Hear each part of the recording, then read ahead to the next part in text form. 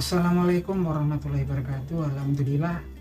Selamat sore para sedulur-sedulur yang saya cintai. Jumpa lagi di kanal YouTube-nya Pak Degun. Oke para sedulur, jadi beberapa waktu belakangan ini kita semua sempat dikagetkan dengan peristiwa yang menghebohkan dan sempat viral di media sosial, yaitu ketika ada seorang pendakwah ataupun ustadz yang sekaligus beliau adalah seorang pejabat negara, yang kemudian ada videonya yang viral ketika beliau sedang melakukan dakwah ataupun pengajian di suatu tempat. Di sela-sela dakwahnya tersebut beliau menghina seorang pedagang es teh yang berjualan pada pengunjung pengajian tersebut, yang mana kemudian nggak cukup dengan menghina, bahkan kemudian dilanjutkan dengan ditertawakan terbahak-bahak. Sungguh tragis sekali. Dan ini kemudian kejadian ini terjadi di tanggal 20 November ya, di tanggal 20 November 2024, baru kemudian viralnya tanggal 2 Desember 2024, yang mana kemudian karena mendapatkan teguran dari atasannya, kemudian pendakwah tersebut kemudian meminta maaf kepada bapak penjual es teh tersebut. Yang jelas kemudian berlanjut sampai kemudian dengan pengunduran diri daripada pendakwah tersebut dari jabatannya. Nah teman-teman, saya pikir kemudian hal tersebut udah selesai gitu kan. Saya pikir clear lah gitu kan, karena memang kemudian kan sudah minta maaf, walaupun memang kemudian kalau ada orang mempertanyakan apakah minta maafnya itu ikhlas, legowo, atau mungkin karena cuma ditegur atasannya atau karena tekanan netizen, itu urusan pendakwah tersebut dengan Allah Subhanahu wa taala ya. Nah, kalau kita ini kan cuman di media sosial ya cuman menonton teman-teman. Kalau saya sendiri pribadi sih udah selesai urusannya, clear, dan semoga orang tersebut menyadari kesalahannya dan kemudian memperbaiki sikapnya, jadi pembelajaran yang lebih baik buat kedepannya teman-teman. Karena memang kan berat ya teman-teman menjadi seorang public figure, menjadi seorang role model ataupun seorang ulama yang terkenal, yang memang kemudian yang tindakan-tindakannya pastinya akan dicontoh ya oleh orang-orang yang kemudian mengikutinya. Jadi kalau kita lihat kan kemarin juga di pengajian itu kan yang nonton juga banyak-banyak yang memang anak yang muda usia yang kemudian ikut mentertawakan pedagang es tehnya. Nah, ini kan memang dikhawatirkan kemudian banyak kemudian orang-orang yang mencontoh perilaku tersebut, yang sungguh bahkan mungkin orang yang nggak religius pun bisa kemudian menganggap bahwasanya hal tersebut tidak patut ya teman-teman. Artinya kalau saya pikir udah clear, tapi ternyata juga belakangan ini di media sosial sempat lagi gitu kan timbul sesuatu yang memang diperbincangkan oleh para netizen. Jadi kayaknya mungkin kalau seseorang melakukan kesalahan ini ya susah ya di media sosial itu tampaknya seperti irreversible. Kesalahan saat ini merembet ya, karena kemudian tokoh tersebut kan dianggap memiliki gelar yang dianggap sebagai Gus ya teman-teman. Gus itu adalah panggilan anak kiai ataupun ulama yang dari Jawa Timur biasanya teman-teman. Kalau wanita dipanggilnya Ning, kalau yang laki dipanggilnya Gus teman-teman.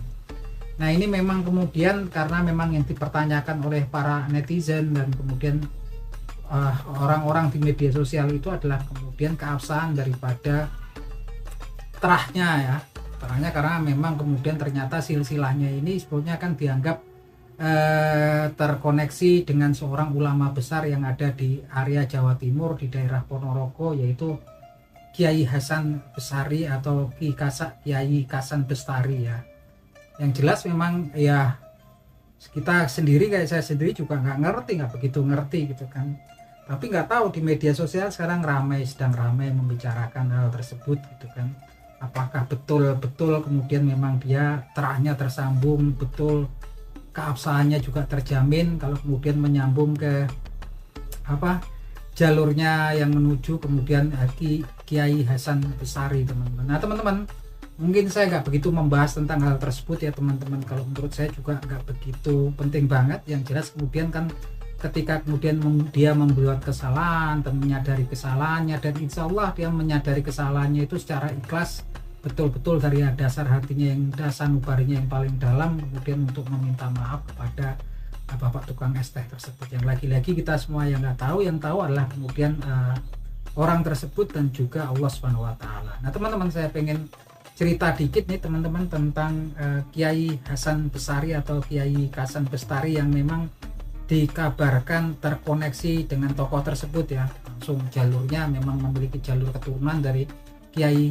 Hasan Bestari. Nah, Kiai Hasan Bestari ini adalah seorang ulama besar ya, ulama besar dan terkemuka yang memang beliau ini lahir dan kemudian hidup di daerah Ponorogo, Jawa Timur, teman-teman. Nah, Kiai Hasan Bestari ini lahir di era tahun 1729 ya teman-teman, di masanya Kasunanan Surakarta. Nah, Kiai Hasan Bestari sendiri merupakan putra daripada Kiai Hasan Ilyas. Nah, Kiai Hasan Ilyas sendiri merupakan putra daripada seorang ulama besar di daerah Ponorogo, yaitu Kiai Ageng Muhammad Bestari. Nah, Kiai Ageng Muhammad Bestari ini tinggal di daerah Tegalsari, Jetis, Ponorogo ya teman-teman, Jawa Timur. Yang mana beliau ini Kiai Ageng Muhammad Bestari ini adalah pendiri sebuah pesantren yang memang tersohor di daerah Ponorogo ya, di daerah Tegalsari, Jetis, Ponorogo ini, yaitu pesantren Gebang Tinatar, teman-teman. Jadi kemudian kalau kita lihat silsilahnya, Kiai Hasan Bestari ini merupakan cucu daripada pendiri daripada pondok pesantren Gebang Tinatar yang kemudian berlokasi di Desa Tegalsari, Jetis, Ponorogo. Nah, Kiai Hasan Bestari sendiri dia lahir juga di daerah tersebut karena memang dia terlahir dari anak seorang ulama besar. Dia terlahir dari tokoh agama dan dia kemudian besar di lingkungan pesantren tentu, dan memang biasanya kan pesantren dulu juga penerusnya anak keturunannya gitu kan, memang dari kecil memang kemudian dia memang dididik secara religius dan mendapatkan tempaan ilmu keagamaan dari ayahanda, kakeknya, dan juga memang guru-guru di pesantrennya gitu kan. Hingga memang kemudian Kiai Hasan Bestari sendiri kemudian pada waktunya menggantikan, ketika dia berumur 36 tahun, beliau menggantikan ayahandanya Kiai Hasan Ilyas yang menjadi pimpinan pondok pesantren Gebang Tinatar. Nah, pada waktu itu usianya sekitar 36 tahun ya Kiai Hasan Bestari ini. Dan Kiai Hasan Bestari ini juga seorang yang diberitakan dulu memang sejarahnya seorang yang kemudian gagah, badannya tegap, gagah dan ganteng ya, good looking gitu kan, menawan gitu kan. Terlepas dari itu dia adalah seorang tokoh agama pada masanya dulu, Kiai Hasan Bestari. Dan pada waktu kemudian Kiai Hasan Bestari ini memimpin pondok pesantren Gebang Tinatar ya teman-teman, beliau pada waktu kepemimpinannya juga menerapkan pemikiran, konsep dan pemikiran Islam dalam kehidupan sehari-hari penduduk di Tegalsari, Jetis, Ponorogo ini, yang kemudian diikuti oleh desa-desa sekitar. Nah, hal ini kemudian sampai kemudian berita tersebut sampai ya tentang kejadian tersebut kemudian sampai kepada penguasa setempat pada waktu itu, yaitu Sunan di Surakarta, yang kejadian tersebut dianggap sebagai penyelewengan pada waktu itu, dianggap sebagai suatu kesalahan pada waktu itu, sehingga kemudian Kiai Hasan Bestari kemudian ditangkap oleh pihak Kesunanan Surakarta waktu itu, dan kemudian beliau dibawa dan kemudian ditahan di Masjid Agung Surakarta, teman-teman. Nah, pada waktu beliau ditahan di Masjid Agung Surakarta ini, beliau sering dikunjungi ya teman-teman, sejarahnya oleh para santri-santrinya gitu kan, karena para santri-santrinya betul-betul hormat dan mencintai beliau. Secara rutin teratur santri-santrinya mengunjungi Kiai Hasan Bestari yang memang kemudian memang ditaruh pada waktu itu, ditahan di Masjid Agung Surakarta, yang mana kemudian ketika dikunjungi para santri-santrinya, Kiai Hasan Bestari kemudian mengajak para santri-santrinya untuk melantunkan sholawatan ya, sholawat pada Nabi Muhammad SAW, yang memang kemudian suara beliau itu merdu ya. Dan pada waktu itu memang selain kemudian suara beliau itu merdu, beliau juga dikabarkan perawaannya tegap, gagah, dan good looking atau tampan ya teman-teman. Sampai kemudian putra penguasa Surakarta saat itu, yaitu Pakubuwono keempat, putrinya ya teman-teman, putrinya BRA Mortiah, ini mendengarkan ya, bunyi sholawatan yang merdu tersebut, sampai kemudian si putrinya daripada Pakubuwono keempat itu kemudian tahu yang melantunkan itu adalah para Kiai Hasan Besari yang masih muda usianya masih 36 tahun, dan para murid-muridnya, sehingga kemudian memang hari berganti hari, kemudian sampai kemudian jatuh hati, sampai kemudian mereka pun kemudian hubungan mereka pun kemudian direstui oleh Pakubuwono keempat. Akhirnya mereka kemudian menikah, Kiai Hasan Besari dan BRA Murtiah ini, dan dari pernikahan mereka menikah di tahun 1765 ya teman-teman, dan dari pernikahannya tersebut pasangan Kiai Hasan Besari dan BRA Murtiah ini kemudian memiliki 6 orang putra. Yang putra keempatnya adalah Raden Mas Cokronegoro. Nah, dari Raden Mas Cokronegoro ini sendiri kemudian memiliki putra seorang pahlawan nasional yang kelak kemudian menjadi pahlawan nasional, yaitu Haji Omar Said Cokro Aminoto atau Hos Cokro Aminoto. Nah, jadi teman-teman, kalau kemudian memang ulama yang kemarin ya, yang dikabarkan Gus yang kemudian tersambung kepada garis keturunannya tersambung kepada Kiai Hasan Besari, tentunya Kiai Hasan Besari juga bukan orang yang sembarangan dari jalurnya ya gitu kan.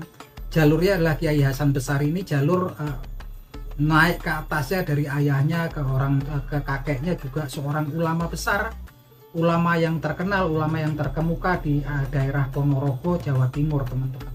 Bahkan kesininya anak keturunannya dari Kiai Hasan Besari sendiri adalah merupakan memiliki garis keturunan daripada bangsawan, karena istrinya Kiai Hasan Besari adalah BRA Murtiah ini adalah putri dari Pakubuwono keempat yang merupakan penguasa di Surakarta, Kesunanan Surakarta pada masa tersebut teman-teman. Artinya memang kalau kemudian memang betul kemarin ulama tersebut, pendakwah tersebut memang gelar Gusnya itu memang tersambung, betul-betul terkoneksi dan absah, memiliki hubungan darah, itu kekerabatan langsung yang terkoneksi kepada ulama besar Kiai Hasan Besari ini, ya tentunya memang harusnya dalam dakwahnya, ceramahnya seharusnya memang seyogianya kemudian bisa menjaga etika, bisa menjaga sopan santunan, dan yang memang kemudian karena memang terkoneksi nih ke ulama besar gitu kan. Kalau kemudian terkoneksi tapi kalau kemudian perilakunya nggak terpuji kan, yang terkena juga garis keturunannya gitu kan, kakek. Sayang sekali kalau kemudian betul gitu kan, pasti nenek kakek moyangnya segala macam ke atas ini memang orang nggak sembarangan. Moga-moga kemudian kalau memang betul Gus tersebut tersambung, terkoneksi langsung secara garis keturunan kepada Kiai Hasan Besari, otomatis dia juga tersambung pada moyang-moyangnya, yaitu Kiai Hasan Ilyas sampai ke atasnya lagi Kiai Ageng Muhammad Besari gitu kan, yang merupakan semuanya adalah orang-orang alim, yang orang-orang memang kemudian memiliki karisma gitu kan. Bahkan di situ juga garis keturunannya ada Raden Cokronegoro dan putranya, di situ ada Hos Cokro Aminoto, Haji Umar Said Cokro Aminoto, pahlawan nasional ya. Artinya harus patutnya berhati-hati dalam berdakwah. Kalaupun itu candaan, mungkin candaannya yang ada batasannya. Semoga kemudian bisa menjaga adab, perilaku dan etikanya, karena memang sayang gitu kan kalau menyambung pada ulama besar tapi kemudian mendapatkan etikanya, kemudian bahkan mendapatkan kritikan yang negatif, cemoohan daripada seluruh lapisan masyarakat. Nah, lapisan masyarakat bahkan yang nggak religius pun banyak yang kemudian merasa tindakan tersebut adalah tindakan yang kemudian lepas daripada unsur-unsur etika, kemudian kesopan santunan. Nah, itu aja sih kalau pendapat saya gitu kan. Masalah kemudian absah enggaknya ya nggak tahu, yang tahu hanyalah orang itu sendiri dan juga Allah Subhanahu wa taala. Oke, itu aja teman-teman. Ini sejarah cerita dikit tentang Kiai Hasan Besari yang memang namanya saat ini memang lagi banyak diperbincangkan, karena memang klaim daripada seorang Gus yang memang kemudian mengklaim bahwasanya dia memang terkoneksi langsung, terhubung langsung, merupakan kabarnya keturunan ke-9 ya, garis keturunan ke-9 dari Kiai Hasan Besari. Nah, itu aja teman-teman obrolannya, semoga bermanfaat. Akhir kata wabillahi taufik wal hidayah. Wassalamualaikum warahmatullahi wabarakatuh.